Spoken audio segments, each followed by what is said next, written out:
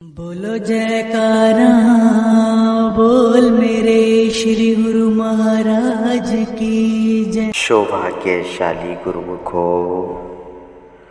काकभूषणी जी ने सच कहा है कि सब दुखों का मूल कारण मोह है, माया है। इस मोह से ही सब भूल, सब सूल यानी कांटे उत्पन्न होते हैं जो सदा मनुष्य के हृदय में चुभते रहते हैं। यह मोह ऐसा है जो ऊपर से तो बहुत मीठा लगता है, परंतु परिणाम इसका अत्यंत कड़वा है और दुखदायी है। इसलिए संतों ने संसार अथवा संसार के पदार्थों के मोह को दुखदायी कहा है। कहते हैं संसार में 3 माताएं हुई हैं जिन्होंने अपनी संतान को भक्ति की शिक्षा देकर परलोक सुधारने के लिए निमित्त भगवान का भजन करने के लिए वन में भेज दिया था। पहली ध्रुव भक्त की माता, जिसने अपने 5 वर्षों के नादान बेटे को भजन के निमित्त जंगल में भेजते समय यह शिक्षा दी, बेटा यह संसार कुछ नहीं है, ये माया है। मनुष्य जन्म रोज रोज मिलने का नहीं है, इसलिए जाओ और भजन करके अपना परलोक संवारो। दूसरी माता हुई बाबा फरीद साहिब की, जिसने अपने बेटे का मोह त्याग कर उसकी आत्मा के कल्याण हेतु भजन करने के लिए वन में भेज दिया। तीसरी माता हुई राजा गोपीचंद की। कहते हैं पिता के देहांत के बाद जब गोपीचंद राजा बना तो उसकी माता ने, जो बड़ी विचारवान थी, बेटे को यह शिक्षा दी, बेटा जिस तख्त पर आज तुम बैठकर राज्य कर रहे हो, इस तख्त पर एक दिन तेरे पिताजी बैठते थे, लेकिन मैंने अपनी आंखों से देखा है कि वे अंत मिट्टी के साथ मिट्टी हो गए। हे बेटा, इस संसार का मोह धोखा है जिसमें पड़कर मनुष्य का कीमती जीवन धोखे में व्यतीत हो जाता है और परलोक बिगड़ जाता है। इसलिए बेटा, मेरी शिक्षा यह है कि जब इस राजपाट को पढ़ने के बाद भी छोड़ना है तो तुम जीते जी इसको छोड़ दो और भगवान का भजन करके जन्म संवारो।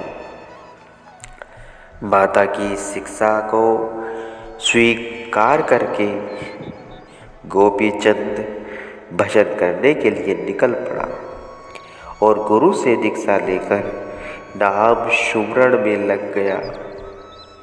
कहा जाता है जब गोपीचंद गुरु की आज्ञा से फकीरी हालत में भिक्षा मांगने के लिए एक बार अपनी माता के द्वार पर गए तो देखकर माता के दिल में बेटे का कुछ मोह जागा और आँख से एक आंसू भी गिरा।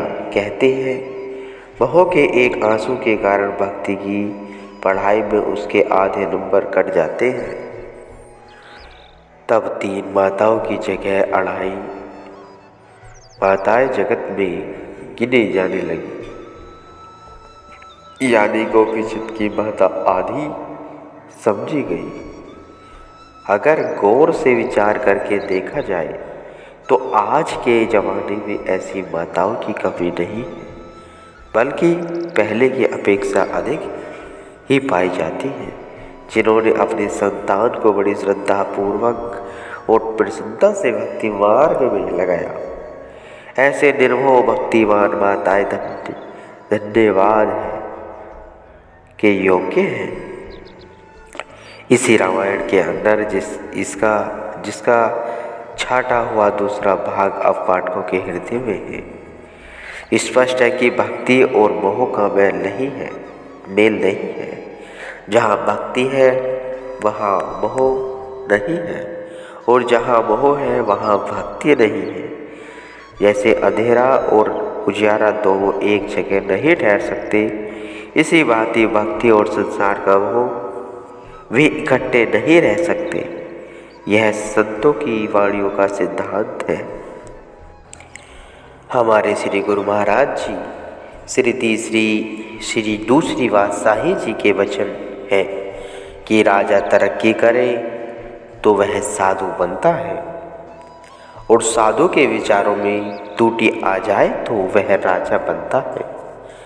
राजा गोपीचंद राजपाट से तरक्की करके सिद्ध योगी हुए, यह सब कोई जानता है। इसी प्रकार राजा भर्तृहरि जी भी राज्य से तरक्की करके फकीरी पदवी पर पहुँचे। ऐसे और भी कई प्रमाण हो सकते हैं।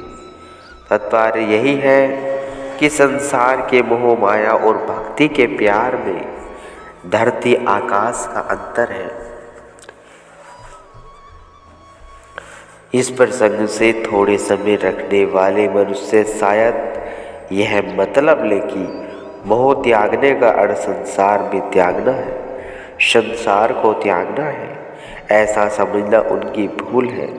संतों का अभिप्राय केवल यही है कि संसार में रहो लेकिन संसार के होकर न रहो।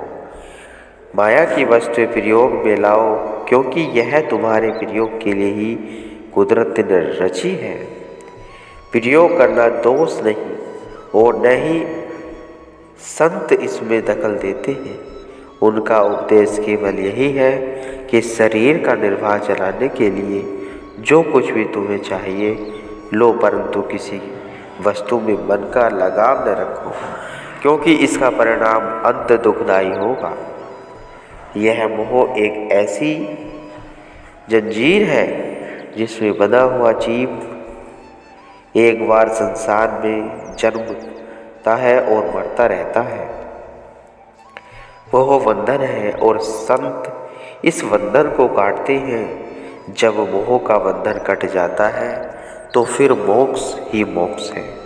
इसी कारण काकभूषण जी का कथन है कि यह मोह ही संपूर्ण रोगों का मूल है। इसी से अनेक प्रकार के रोग उत्पन्न होते हैं। काम वायु का रोग है, लोभ कफ का रोग है, और क्रोध पित्त का रोग है, जिससे मनुष्य छाती सदा जलती रहती है। अगर ये तीनों भाई काम क्रोध लोभ आदि अर्थात वायु पित्त तथा कफ परस्पर प्रीति करें यानी आपस में मिल जाए तो महान दुख देने वाला संपात रोग उत्पन्न होता है। यह ऐसा कठोर रोग है जिससे प्राणी मर जाता है। फिर कहते हैं अनेक विषयों के जो मनोरथ है अथवा मन के अंदर जो विषय विकारों के भोगों की इच्छा हर समय उठती रहती है, ये सब मन के मनोरथ आदि कठिन और शूलप्रद है। उनके नाम कौन जान सकता है। फिर कहते हैं ममता एक ऐसी बीमारी है जिसको दांत का रोग कहना चाहिए। ईर्षा खुजली का रोग है। इसी प्रकार हर्ष और विषाद बहुत भारी गहरू रोग है। यह गहरू रोग क्या है?